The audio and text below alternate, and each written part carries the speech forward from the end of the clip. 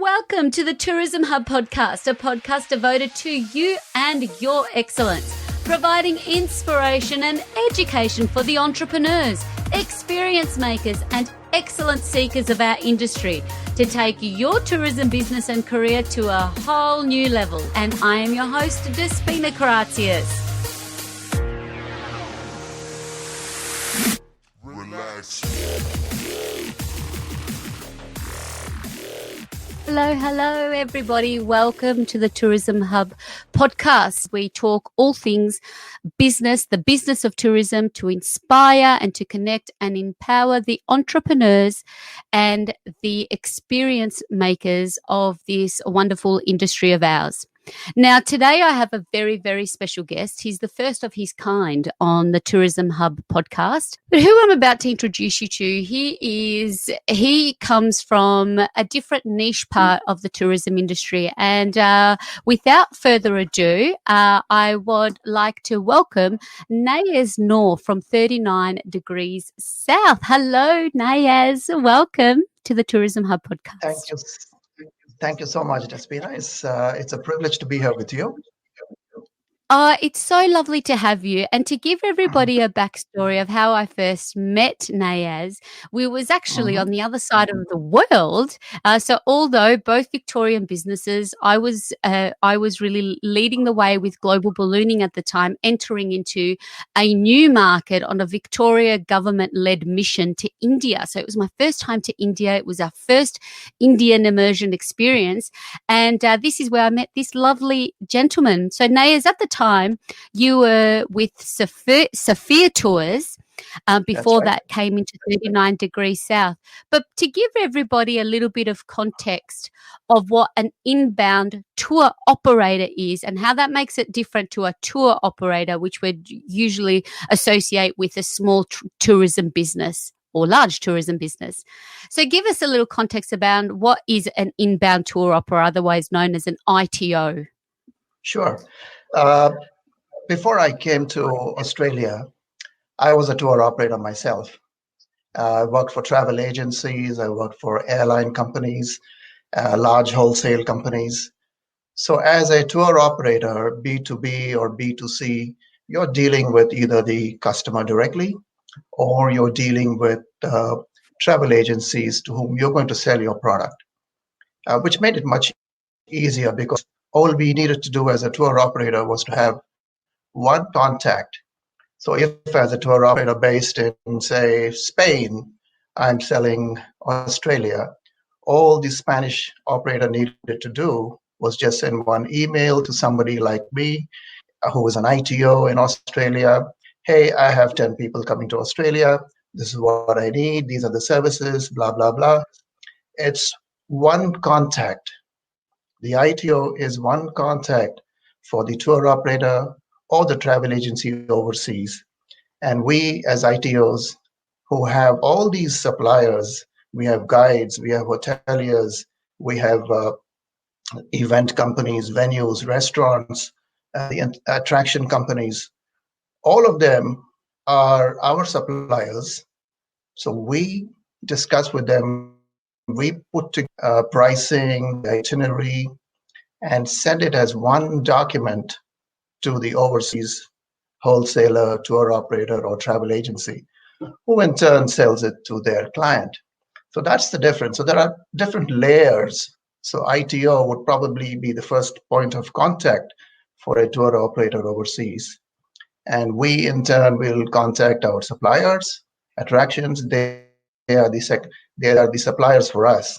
But as an inbound operator, we have the wholesaler, which is one level below. Then you have the travel agent, and then you have the client.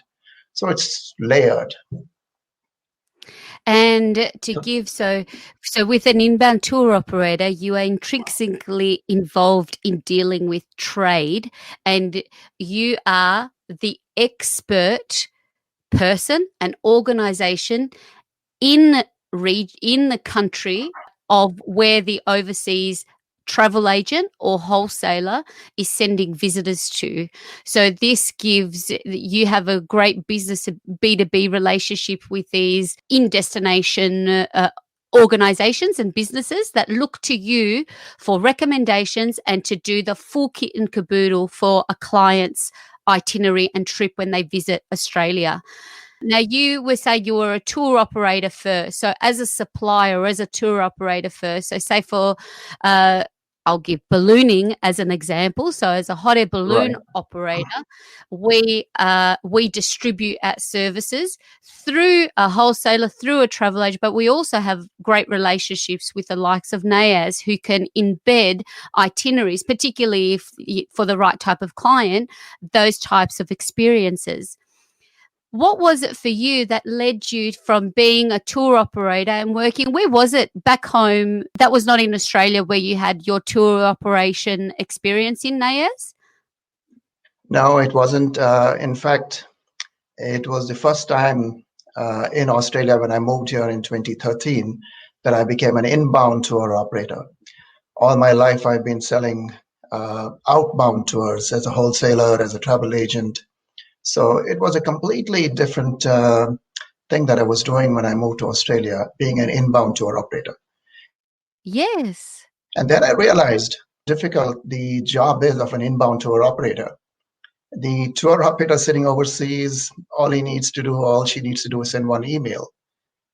But when we get that email, we know what we need to do. We contact the hotels, the attractions, the guides, the restaurants, the coach companies, gather all this information, put it together, and then send it out to the travel agent. So there's a lot more work involved as an ITO than for a tour operator. When we first met on that India trade mission, it wasn't that long that you had arrived in Australia. Is that right? Because that was around that time. It was just 2014. It was March. Yes. We came into Australia in 2013, and 2014 was the Government of Victoria India mission, if you recall. Yes. And tourism was one of the delegations. And I was the only ITO in that delegation, strangely. And that's when we met. Yes. Because I remember the delegation was tourism, it was education, and there was a third one because it was quite a significant big trade mission. Yeah, and how lucky for me, I got to meet you and hang out with you in India. So tell me, what led you to come and live in Australia and start your own business straight off the bat as an inbound tour operator? Take me back to that. That's big, some big long moves story, there. Despina. Yeah. It's a very long story. When I started working, I was actually first selling weighing scales in India. Can you believe it? My job was to go door to door, sell weighing machines. Yeah, right. Weighing scales, yeah. Once roadway bridges, railway bridges, postal weighing machines, industrial weighing scales. I did that for some time, and then I jumped into business with a friend. That didn't work out very well. And I said, I need to do something totally different. And I walked into this travel agency in Hyderabad. And the moment I walked in, I was sort of surprised that they had no product to sell, that there was nothing tangible that I could see that you could sell. So I really wondered what the travel agency actually did for some time. Then I walked out with a job, and that's how I got into the business of selling travel. I did that for a few years in India. I moved to the Middle East, Sultanate of Oman, for a couple of years. Came back to India, Pan American Airlines. I think the biggest move we made was when we moved to the United States. This was in 1990. So Suchi and I, we spent 15 years in the US with tour operators, travel agencies, and then we moved back to India for a few years. And that's when I started Safir Tours as an outbound B2B wholesale tour operator. So that was the journey from India to USA and back to India. But this was with American Airlines, you said. Is that what took you to America? American Airlines is who you were working with at that time? No, I worked for Pan American Airlines for some time, but that was in India. That didn't take me to the USA. I think what I always dreamed that I wanted to live in the United States when I was in college. I grew up in Chennai. The old name is Madras. So we would spend time going to the United States consulate. Those days, you can just walk in, go into their foyer, their library, read a book, watch a movie. That became a meeting point for friends. Oh, where do we meet? Let's meet at the U.S. consulate. Dream of going to the U.S. there, even when I was growing up. And then coming back, so you started Safir Tours. In that experience of going to America, is that so you did that with your wife at the time, and you've got two sons? No, it was just Suchi and myself that we moved to the US. We had no children at that time, so it was much easier to move. The difficult part was moving back to India from the US with two boys. And a more difficult challenge was moving to Australia. But that was a choice I wanted to make, and I made. And we decided to move to Australia in 2013. That's when I started Safir Tours here in Australia in 2013. But that's the challenge that I'll talk to you a little bit more about. Yes. And talking about that challenge, I mean, that's like making that big life decision again for anyone that might be listening that is facing any type of similar crossroad of making a big decision. Is that something that what was it in the end that you had the courage to do that again, to leave your family home again for the second time? That you said that was a really difficult decision this time around because you have a family to come to Australia.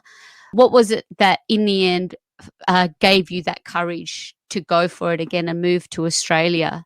I think after spending about 15 years in the US, we got used to the working style of the Western world. It's very different from how one works in India. And you would have seen when you went on these missions as well. India is very different. It's a great country to visit. But somehow we lost that connection when we came back to India after 15 years in the US. And it was a tough challenge for us. We had some personal issues, which we were trying to resolve. But at the same time, I said, I need to give my children a better opportunity. And it was either going back to the US or trying something different. And I said, why not try something different? I had never been to Australia. I said, let me make a visit. And I did. I think this was 2009 or 2010. I fell in love with Melbourne. I said, this is where we're going to live, and this is where we're going to die.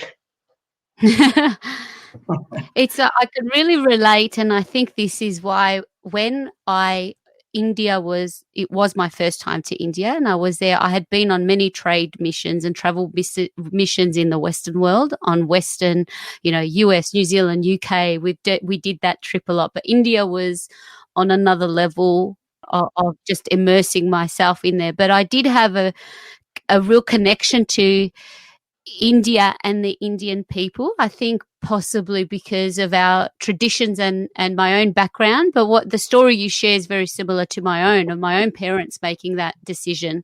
They left and then had to make that call to leave again their home country of Greece, and making that call. And it's interesting that you say that, although it was easier in the beginning because there was no family, it sounds like it's because of family and that giving a greater opportunity, which I'm always grateful for my parents, that I look back and go, and for my own children, they would never have the opportunities that they had you not been that brave to say, you know what, we regretted coming back and we're leaving again.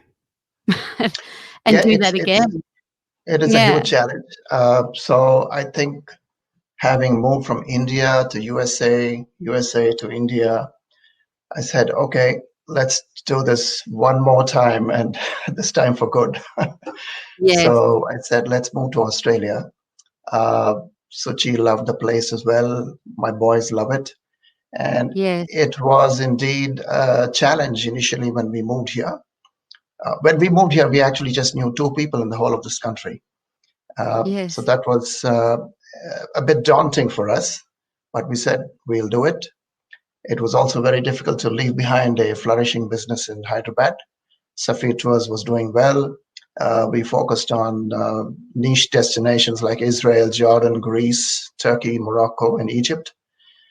In early 2000, 2004, 2005, not many people had visited those countries. We did very well.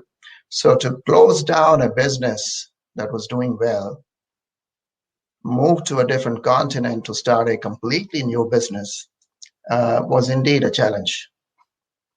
And when we moved here in January 2013, we did run into some challenges in terms of bureaucracy. We did have to take a travel agency license at that time, which no longer exists in the state of Victoria. We also had to go through the process of the Travel Compensation Fund, which was again disbanded that very same year. So all these challenges were there when we first moved in, and we had no business for the first 3 months. And that was, I think, the biggest challenge we faced. But I can see that your experience, you've had experience in starting and running your own business, but now it's certainly having the skill behind you to know how to make a business work. And so it sounds like what you've done, you had a successful outbound tour operation that worked more as a wholesaler. Was that how you would describe Safir Tours when it was in India? When you would, Yes, yeah, as a a B2B wholesale wholesaler. business, and that Yeah, means you would trade through retail travel agents to sell your packaged exactly. tours. Exactly. And I think that's clever that when you've come back, you flipped that, and you reimagined Safir Tours to be an inbound tour operator, giving helping trade overseas sell Australia. Exactly. Because as a B2B wholesaler, my job was to go and meet travel agents in Hyderabad, Bangalore, Chennai. That's what I did. And I made hundreds of friends. And so when I moved here, obviously, I relied on those travel agent contacts that I had built up to help me kickstart my business. But sometimes that can also be a challenge because people have established relationships. Uh, and I would always tell my travel agent friends, even my best friends who are travel agents, if you already have a relationship going with an ITO, don't disrupt it just because I'm a good friend of yours. Let that continue. But just remember, I'm always there for you.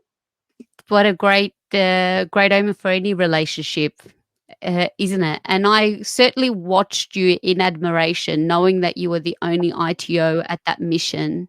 The way you really handle and nurture relationships is outstanding. I can see that it didn't take you too long to build a successful inbound tour operation business. But going back to these challenges, and I guess, a lot of people are experiencing challenge at the moment. True.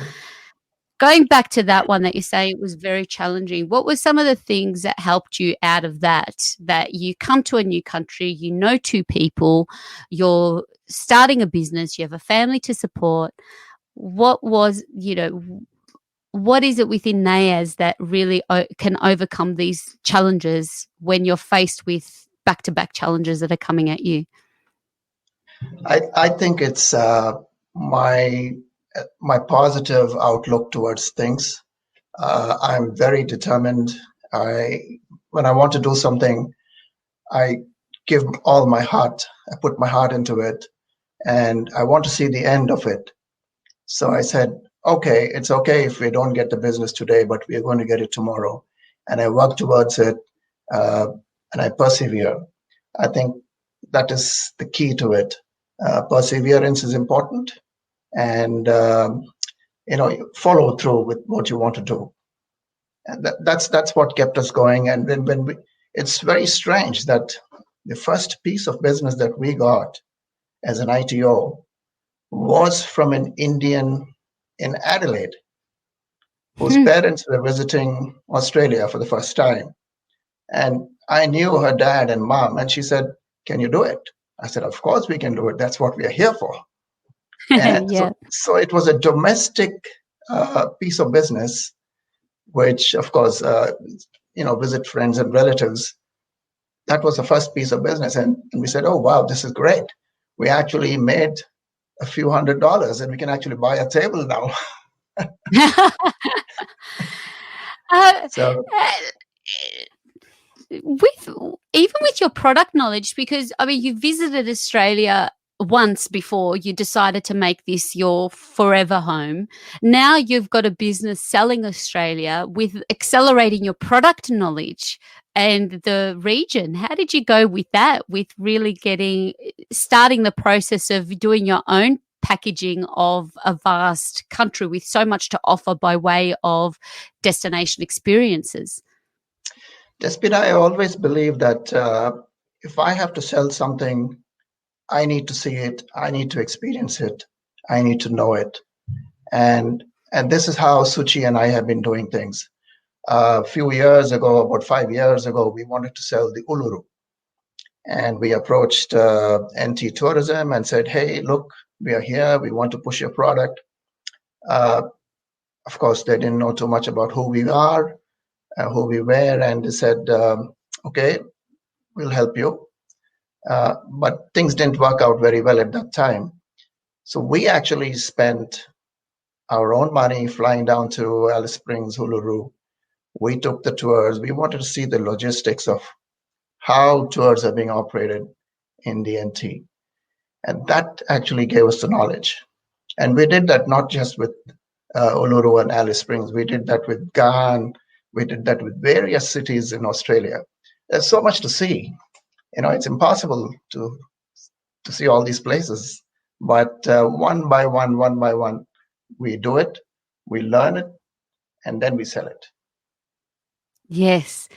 And is Suchi, has this been something, have you been has your wife been in the business with you these years? Absolutely. That's how we first met, incidentally. She was with, Yeah. I think, British Airways or TWA at that time. And yes, she was mostly in the corporate side of business in the US. And when we moved to Hyderabad, she joined me in Safir Tours. And without her support here, 39 degrees south wouldn't exist. So yes, she is an absolute part of the business. Love it. I can't wait to meet her one of these days. When we can get out again, we'll have to get together in real life, in IRL. So tell me, so you've gone from Safir Tours, and I saw you do this amazing rebrand, and you changed your name, and you just before we went live on the show, you had a great. You told me where Safir Tours, the name, came from. Tell me a little bit about that, and then tell me how you and Suchi moved to 39 degrees south, because you went through a whole revamp of your name and your business and your markets well before there was this overused word of pivoting or having to, be forced to change in your market. So tell us a little bit about that, and then we can talk about, what was to come on after deciding that you needed to change and move on now from this brand that, again, you've established over quite some time. Safir is not only an Arabic word, which means ambassador. Safir is also a Swahili word, which means traveler. So I thought it very apt to start the company as Safir Tours in India. And, before we left India in 2013, the Tourism Australia missions used to take place in India, the India Travel Mission, as we call it. And 2009 or 2010 and 2011, we attended those missions. And we met all these Australian suppliers every year. And I remember telling a few of them, and I also as a buyer, right? And they were selling Australian products to us. And I remember telling a few of them, one day I want to sit on the other side of the table. Mm. And I know that a few of them came back to me in recent years and said, do you remember saying this a few years ago when you were in India? I said, yes, of course. And here you are, a seller. So I think I'm one of those few buyers, or maybe one or two, who became a seller.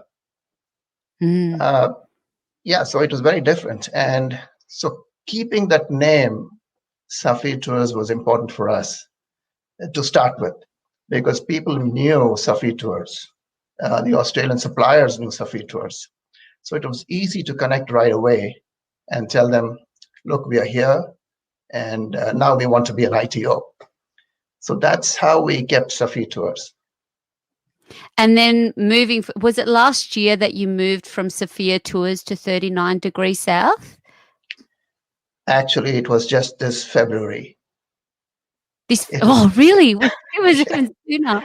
Oh, It was. wow. Uh, Okay, India. so you've India been was. working in the Indian trade up until now, though, right? With Safir Tours, and I know a lot of work and a lot of the next emerging market, and hence why the recent trade mission was to embed these relationships with Indian trade that we went on this delegation. Which I'm curious as well, is how a new business, because these things are quite difficult to get into and be accepted to. So I think you have a knack for your perseverance, even in that mission that we came to, like to be, before we move on to anything else, I'm just curious about that, how you got yourself onto that trade mission, because I've applied for many of these myself, and it's not easy.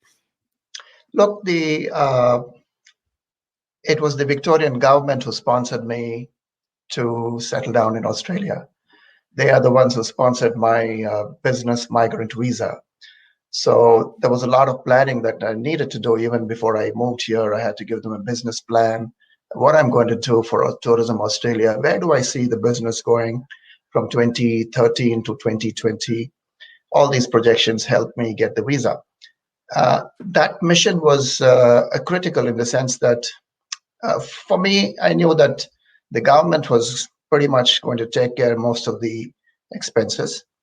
And 2015 was the World Cup, the Cricket World Cup taking place here. And 2014, if you recall, Despina, we had Brett Lee, who accompanied us. They were Yes. showcasing the World Cup. So that actually was a critical juncture in our business, because we met somebody in Mumbai, and that relationship eventually led us to bringing in almost 1,300 Indian visitors in 2015 for the World Cup. I think that was the largest number that an ITO had for the ICC World Cup in 2015. Wow. So it was an amazing moment for us at that moment in time. Well, so it goes to show, with perseverance and always working your relationship honestly, authentically, and with that perseverance that you have, the world, everything just came into place. You seized every opportunity that you had. And all the memories are coming back of how big the world, we got to hold the cup. Yes. I need to bring up some photos to share with everyone of that time, and just how mad the Indians are on cricket. So it was very timely It was, to launch the business at that time. So going But back coming back to to the now, transition, your question. to the transition of coming back now to changing from core market of India and then changing your business to now 39 Degrees South. So what we realized from 2015, 16, 17 was, although the numbers from India were growing, double-digit growth, it was the fastest growing market. We realized that there's going to be more and more competition. More people will get into the business. So we started focusing on niche itineraries, niche products, trying to separate ourselves from the rest. So how can we present ourselves differently? What can we project? What can we sell that others are not selling? And we realized that perhaps in time, our Indian market business may come down.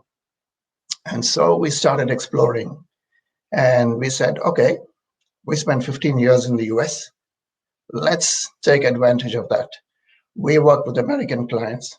We know what they want. We know how to deal with them. And Suchi and I, we explored the US market, but we said the name Safir Tours doesn't seem to be remembered, doesn't seem to ring a bell.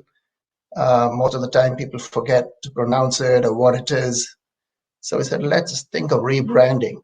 So this rebranding thought came to us in 2018, but for some reason, we kept putting it off. And I said, we need to do it. And we started actually 2019, November.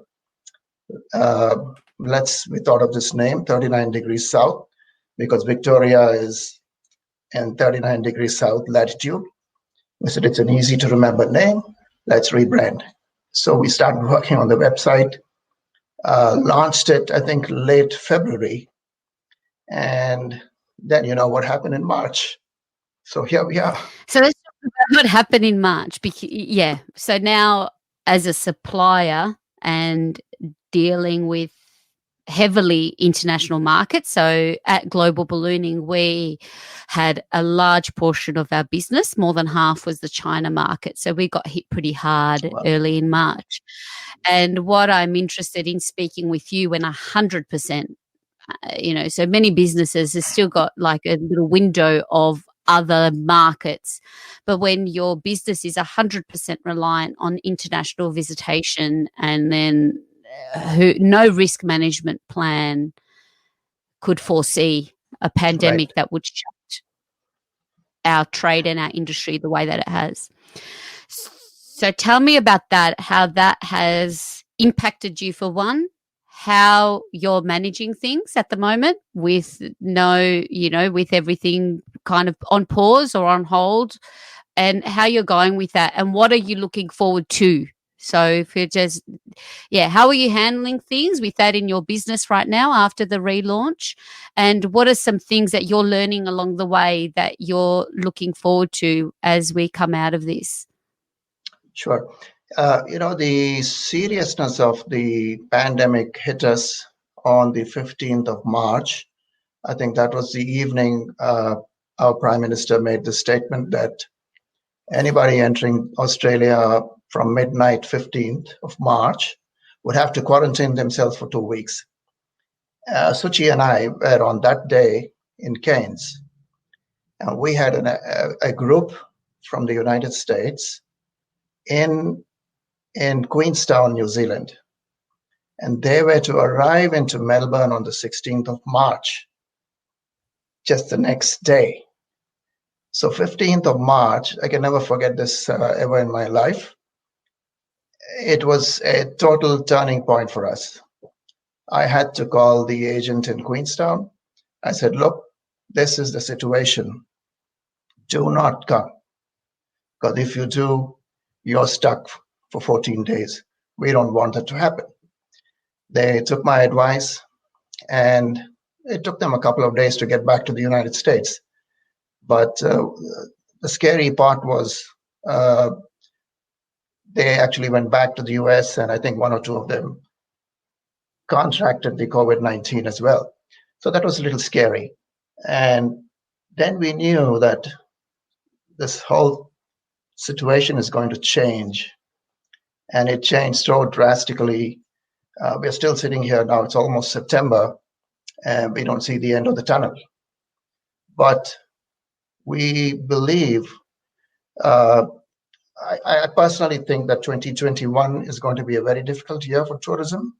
So I said, what do I need to do now to, look, we have to get through this next 1 year.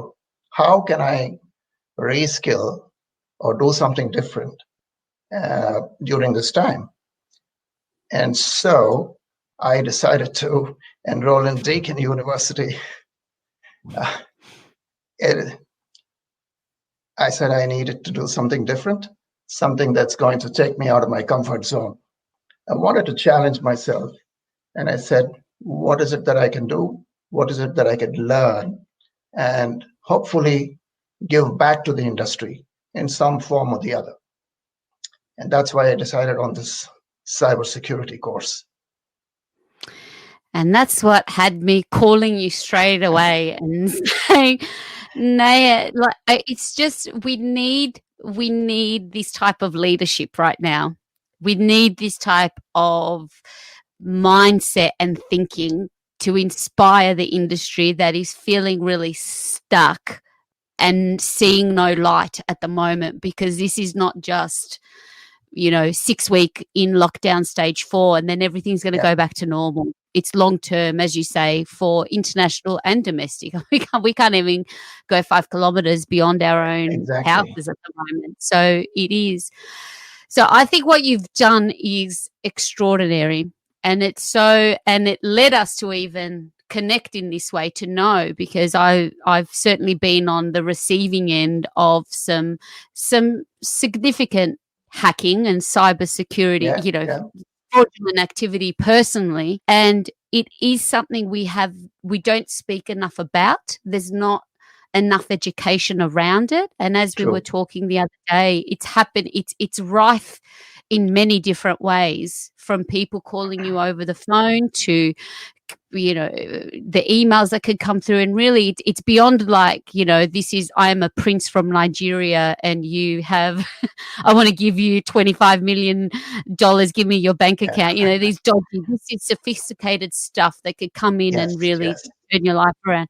So when you thought of putting yourself in this is real outside of your comfort zone, what are some things that have opened your eyes to the world of what we can leave as small businesses now, as small businesses and as large organizations? And we hear a lot in the media too of just how, from a national security point of view, what are some of the key things that you've learnt that we need to know and be aware of, outside of changing your Facebook password regularly? Look, we in the industry, whether we are a hotelier or a attraction company or a restaurant, we are dealing with personal information of clients. We are dealing with credit card information, dates of birth, and things like that. And these kind of things are being very freely communicated over email, which is easily hacked. We don't realize it. If we have not been hacked, we're all very lucky. The question of if, it's just a question of when. And this is going to happen. We just don't know when it's going to happen and how it's going to happen. And not many of us realize that. So I think that is something that I realized while doing this course, that we've been lucky so far.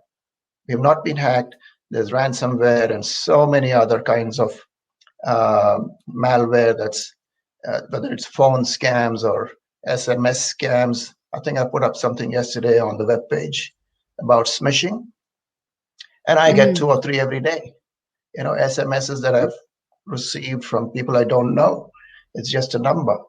So hopefully, the knowledge that I gain from this course, I can try to help the industry, make them aware a little bit more about what they need to do in terms of protecting their data, because that is going to be the biggest thing for the future. Protection of personal information.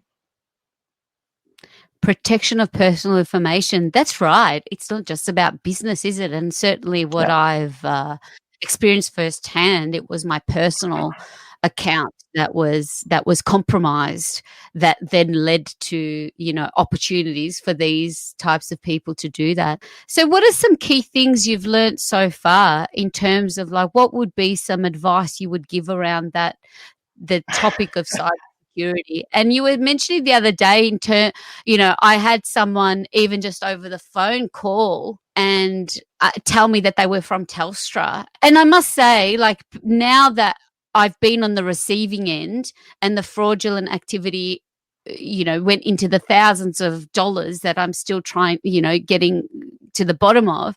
But what is interesting now, everything I see is heightened, and I don't trust anything. So even a friend sent me an attachment on a Facebook Yeah. Messenger the other day, and I texted her to see that it was her. Did you just send me an attachment? Like, I can't trust even opening things that are legitimate from friends. What are some things that you think, simple things that people can do today to protect themselves, their security online? Sure. Look, while I'm not an expert on cybersecurity yet, I will get there one Yeah. day, I promise. Yes. Simple things, passwords, make them complicated. There's software online that you can use like LastPass, where you have a single password which is secure for all your websites and all your appliances that you use. Uh, Two-factor authentication. People use plugins to log in. Sometimes they need to have a password. They need to have a PIN code. These are two-factor authentications, as they call themselves. But don't use the same password for 4 or 5 different websites, or say Amazon.com or Coles.com and Woolworths. Don't use the same password. Make it complicated. Make it long, at least 8 to 12 alphanumerical digits with some special characters. Make sure when you're using your credit card, be careful where you use it and how you use it. Be aware. That's what we tell every Australian supplier that goes to India as well. When we go on these missions, we tell them, just be aware. That's the most important thing. When we travel, it's not just India, it's any country, I would say. Just be aware of what's going on around you. There are people waiting to take advantage, and we must be aware. With your clients and the trade that's kind of come to a halt at the moment, I guess even not just, moving from the relationship in what you're doing to sustain that at the moment, what are also, just from that experience of what you're having now, that you've immersed yourself in something new, that you could come out with the skill set, which I think is just, I'm so inspired by that. How are you also keeping touch with your 39 Degrees South business at the moment? Because I know you're still very heavily involved in a lot of the education. I know you're still involved with ATech. How are you keeping that momentum going while you're studying at the moment? It's strange that today Suchi and I should have actually been in the United States. We had Oh, wow. actually planned to exhibit at the ASTA Global Convention in Washington, D.C. Fortunately, we were not there because of the Republican National Congress convention taking place, but that's a different story. Mm-hmm. Unfortunately, we couldn't leave the country, so we had to cancel. But I am still exhibiting in a virtual trade event in the United States in November. We said, let's do it virtual, and they all decided to do it virtually. We are conducting some Zoom sessions with the Indian market as well. We have done that a few months ago, and it was specifically for a product like the GAN, for example, the iconic train journeys. I said, nobody's talking about those iconic train journeys. Why shouldn't I do it? And I've done it. Tourism Australia has helped me as well. We will continue to do that. And yes, we are actually, as we speak, Jasmina, thinking of a very novel idea for the travel business, which I cannot talk to you about right now. Ooh. We'll have Yes, to do a backup interview with you. hopefully in the next 4 weeks, we will be ready to launch that. It's going to be different. It may not be unique totally, but it will keep us busy, and it will keep some of our suppliers busy. And that's what we want. Keep them busy and have something to do for ourselves. Oh, good on you, Nayaz. You've got the entrepreneurial DNA in you.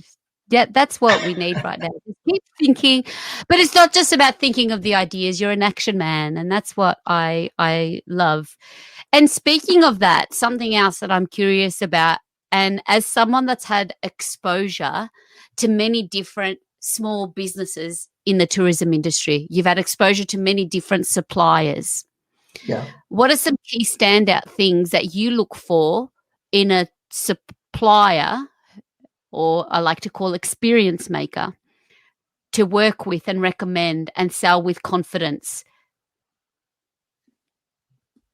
I think the product that let's say it's an experience, it has to be genuine, and we need to market it to the right people. Uh, you can't sell a product to literally everybody in this world. There are going to be markets that will not visit certain places.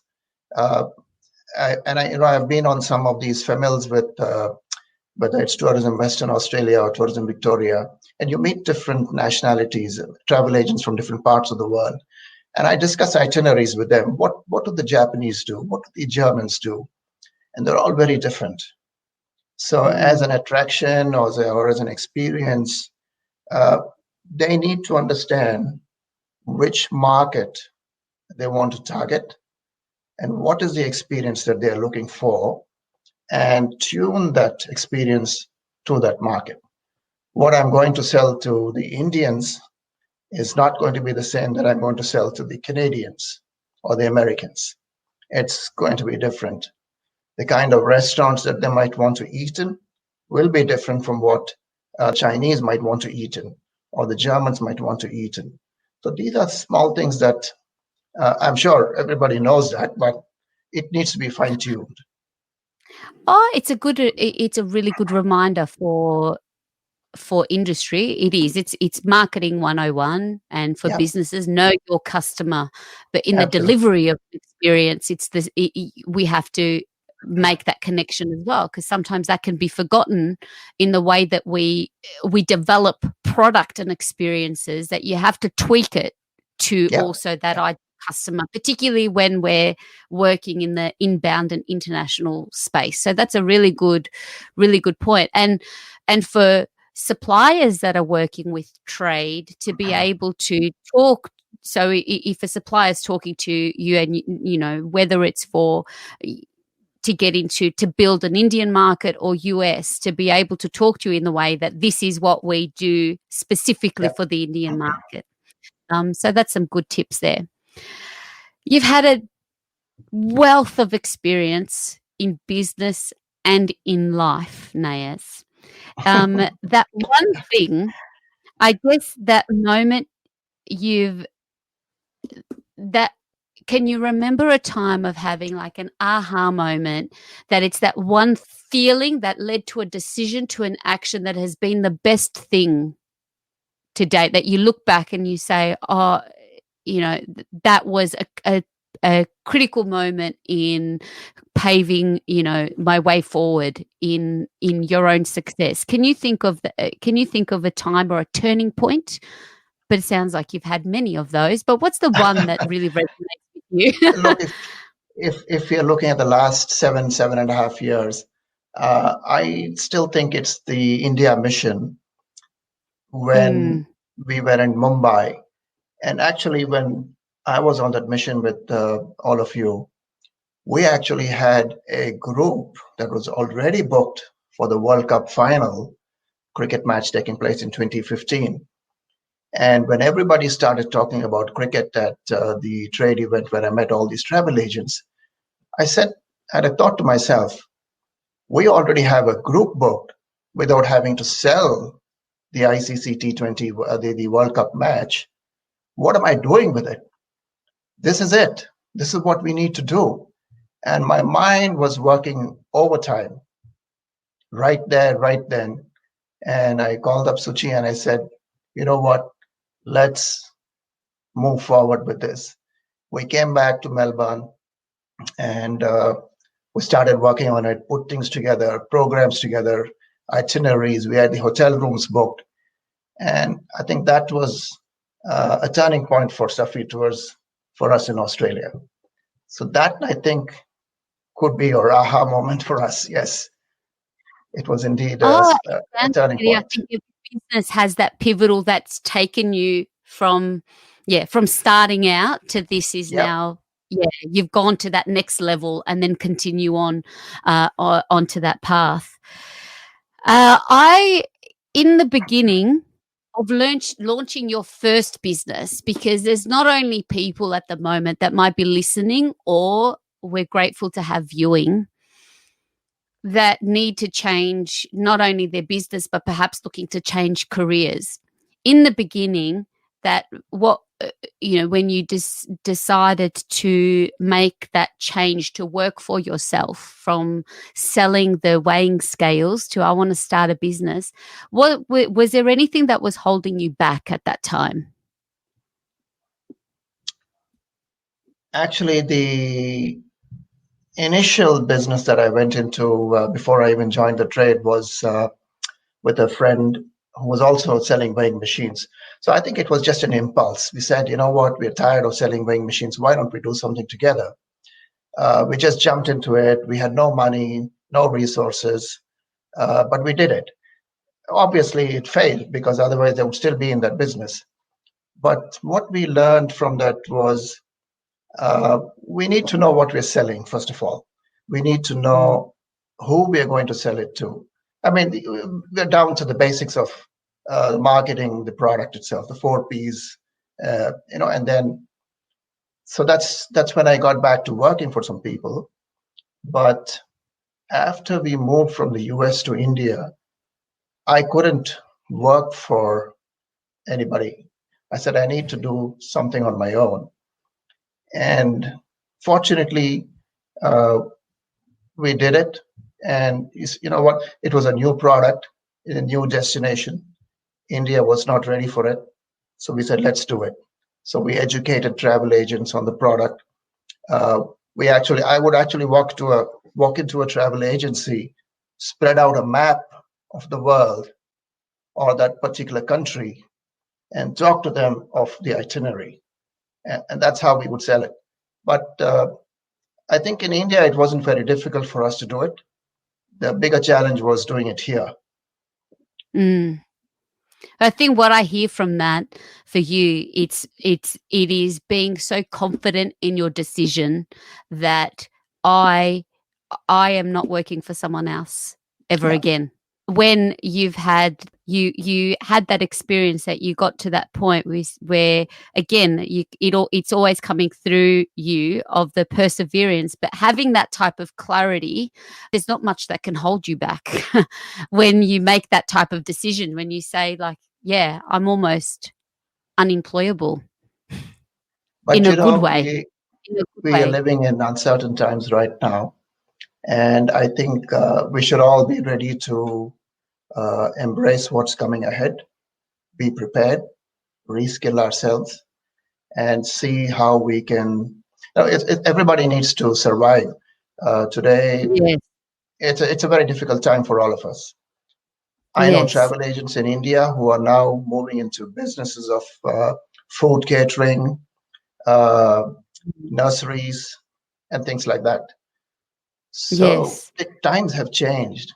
So And those this who is can it. There persevere, are a lot of sorry, people need to, like what you've done with your study, or even foreseeing your change in markets from India to think, okay, let's start looking, even though it's still successful. And I think that is, if there's something that people can take away from our conversation, is what is your backup? What is your backup in your business, that if this was to be taken away from you, as yeah, many of us have experienced, what is it that you will be continually learning or doing or planning in your business, in your product, in your markets, in your skill set? What's your backup? I think I, that would be a good risk management plan for everyone. yeah, it is. It is very important that people uh, focus their resources in the right direction, and they need to do it now. The time is Mm, now. Every day yeah, is important. And I would yeah, urge people not to waste it. If you want to better your business, learn something, do something different, or you want to reskill, this is the time to do it. This is the time to do it. It's actually, that's where the opportunity comes in, isn't it? Like you've Yes. had an interest in cybersecurity, but what a great time to go do a degree in it. You have to see from a positive outlook. Some of your mentors, or what's some of the best advice you've ever received, Nayaz? I'm struggling with that, Despina. Yeah. uh, Because you I, give such good advice. I don't know. I mean, I've always done what I wanted to do, and fortunately for me, I've been supported by Suchi. So, Yeah. of course, we're not going to move continents anymore. So that's one piece of advice that I've been given. Yeah. Yeah, so I really just have been doing what I really wanted to do all my life. Yeah. Which is excellent advice to impart on others. What are some personal habits, apart from your perseverance, your positive outlook, and your genuine giving nature of always wanting to help others? What are some personal habits that you have that contribute to your success? What are some daily things that you do that makes you use the best of your time in your day-to-day work? Okay, this is something that I learned when I used to sell weighing machines, and I still follow it today. I must write down what I'm going to do every day, either the previous night or the first thing in the morning. No matter how unimportant it is, even if it's just having to pay the telephone bill, I write it down. So I have this list and I see, okay, what is it that I must do? What is it that I should do? What is it that I can do if I find the time? So you prioritize those things and do it. But it's a habit that I've been doing it for many, many years now. So I even now stick to it. I cannot do without my notebook and my things to do. Yeah. And I also do my Sudoku every day to sharpen my mind. No, really? A Yeah, daily Sudoku?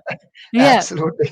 Do I you do that start the with day off with Suchi? that. Is that do you fly solo with your Sudoku? Do you do that together? Nah, Suchi hates numbers. Yeah. She does the words, I do the numbers. Yeah, love it. An internet resource. What's an internet resource? Something that you can't live without that also contributes, whether it's time management or your learning, now with your studying. What's something that you can't live without that's made a big difference? Uh, look, I try and keep up with what's going on around the world as well. I want to see what's happening in Asia. I want to see what's happening in the in the Western world. I want to know what's happening in Australia as well. So I read the news and I choose Mm. different websites for it, not just any particular one. This is just to keep aware of what's going on around. It's not a resource that would help me, but it also helps me in knowing what's happening around. For example, today we just learned that France has an exponential growth of COVID cases. So that is really surprising. So this was a country that was planning to open up as a bubble Mm. with the Indian market. India was getting very excited that France is opening up, UK is opening up. So we need to know what's going on around us. So there's no one particular site, but I do read some articles from sometimes from the Harvard Business Review, which I subscribe to.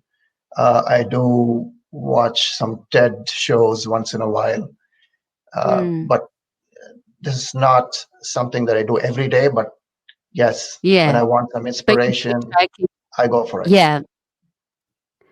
Other Love than it. that, there is a site that I like. It's called Radio Garden. Radio It's a Garden. yeah, it's a nice Mm. website for any radio station in the world. You can listen to Ooh. any kind of music. Ah, So once nice. in a while, I play around. I want to listen to some reggae music. There you go, Radio Garden. Nice. Love it. So reggae, is that a fave? I love Reggae or jazz, anything. Yeah, You can pick. nice, You Nice. can We'll have tune to check into that out. Johannesburg. You can tune into Chennai. You can tune into, I think Oh, we have one in Woolly as well, in Yarra Valley. really? Yeah, Local. There you there's a local go. station there. Cool. And a book. Do you enjoy reading? What's a significant book that Uh, you would recommend to anyone listening or watching? yeah, right now it's all cybersecurity, but there was a Um, book that I did read that I once in a while I go back to reading some chapters. It's called How Will You Measure Your Life? ooh, It's a book by Clayton Christensen, Karen Dillon. It's a very interesting book, and I think it's still relevant today. How will you measure your life? There you go. beautiful. I will, and it's on audio. I love listening to books too. So there's a nice one to get into. How will you measure your life? So how can we? So we've got your website, and we'll add more to that. How would you recommend people connect with you and learn more about you, Nayaz? Just call me. How to call you? Yeah, We will put all the 04299 links to you, 35056. and I can see you've been sharing a lot of inspirational images from Australia.com lately. You are certainly missing your travel in our little tourism excellence group. Any parting word of advice, quotes, anything you'd like to end on to share with everyone, Nayaz? And there's your little. We need to do something about that. 39 degrees south. Is that your handle there? We need to. It We need is. to It go is. has some love on Insta. He shares such good stuff about Australia and beyond. So there's his Instagram page there. Yeah, it's all Any Australian. parting advice, inspiration, anything you'd like to leave us on today? Well, I would like to just say that I think people shouldn't be afraid to push themselves. Uh, get out of your comfort zone and look for something that's going to challenge you physically or mentally, and just do it. You know, this is the time to do it. This is the time to do it. Nayaz, it has been such a pleasure to have you on the show. I wish you all the best with your studies, with your business, with a new project that's coming out. Please share. We'd love to hear Yeah, more. Certainly some key excellent nuggets and some really good stuff is really you've got a great life partner to do business with. I've taken that yeah, like to if with success, it's really good.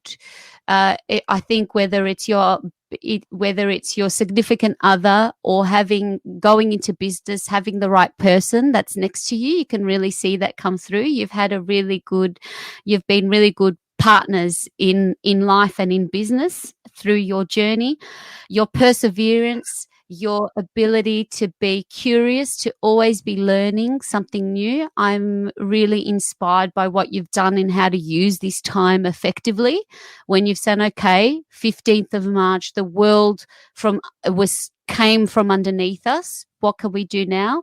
I think that is just that is really that's really encouraging for anyone to take that on board, to upskill in a completely new way, and seizing opportunities. That seeing an opportunity and taking some action towards it is I've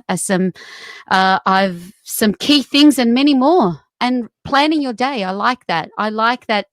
Planning your day out in a structure of what you must do, what you should yeah. do, and what you can do. I think that was really, really solid advice and things to share for people that may have lost a little bit of structure in their days at the moment. Even if you have work, I think if you're lacking some structure, and I know I spoke to one of my students the other day that just said, I really have no reason to get up at the moment.